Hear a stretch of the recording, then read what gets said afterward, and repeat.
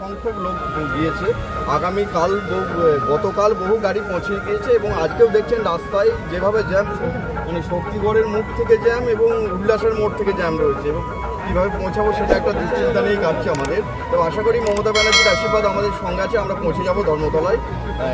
আর এবারে গিয়ে শুধু আমরা শহীদ তর্পণ বা শহীদদের প্রতি শ্রদ্ধা যেমন জানাবো, সঙ্গে আমরা আগামী 26শে বিধানসভার নির্বাচনে মাননীয় মুখ্যমন্ত্রী মমতা বন্দ্যোপাধ্যায়কে পুনরায় পশ্চিমবঙ্গের মসনদে বসিয়ে মুখ্যমন্ত্রী করব, এই অঙ্গীকার করে আমরা পূর্ব বর্ধমান জেলায় বিভিন্ন প্রান্তের কর্মীরা যারা যাচ্ছে আবার ফিরে আসবো নিজের বাড়িতে এবং পর থেকে হাতে হাত মিলিয়ে মমতা ব্যানার্জির নীতি আদর্শ মেনে মানুষের পাশে থাকা, মানুষের কাজ করা, একে অপরকে সহযোগিতা করা, যেমন উনি স্নেহ মায়া এবং দিয়ে পশ্চিমবঙ্গবাসীকে নিজের আগলে রেখেছেন, যত্ন করে রেখেছেন, সেইভাবে আমরা ওনার নির্দেশে সেই কাজ করতে আবার পূর্ব বর্ধমান জেলায় ফিরে আসবো।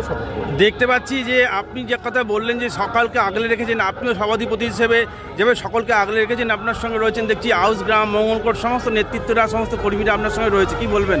আউসগ্রামে লালনদা তো দক্ষ সংগঠক, লালনদা কিছু বলার নেই। প্রচুর পরিমাণে আমার ওইটুকু ছোট ব্লকের মধ্যে আউসগ্রাম থেকে যে পরিমাণ লোক নিয়ে যায় অনেক বড় ব্লকও পারে না, এটা লালনদার একটা কৃতিত্ব বরাবরই করে থাকে। আরেকটা জিনিস দেখলাম আমরা ব্যানারে আপনার সাথে মঙ্গলকোট আর আউসগ্রাম ব্লক যৌথ উদ্যোগে যাচ্ছে, এটা না এটা যৌথ উদ্যোগে যাচ্ছে না, সবাই মমতা ব্যানার্জি ডাকে যাচ্ছে। আমরা ওখানে যেহেতু কর্মীদের একটা মানে সারাদিনের পরে একটা খাওয়ার ব্যাপার থাকে, তো খাওয়াটার ব্যবস্থাটা আয়োজনটা করেছে ক্যাম্প, ওটা একটা মূলত হচ্ছে ক্যাম্প, অন্য কিছু না, অন্যভাবে যৌথভাবে যাওয়ার কিছু ব্যাপার না, ওটা হচ্ছে একটা ক্যাম্প যেখানে দুপুরের আহারটা করে নিয়ে মিটিংয়ে পৌঁছানোর ব্যবস্থা করা হয়েছে, এইটুকু।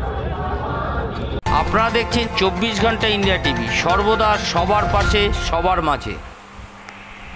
আজ এ পর্যন্ত। সঙ্গে রাখুন 24 ঘন্টা ইন্ডিয়া টিভি, দেখতে থাকুন সব জেলার সব খবর সবার আগে 24 ঘন্টা ইন্ডিয়া টিভির পর্দায়। নমস্কার।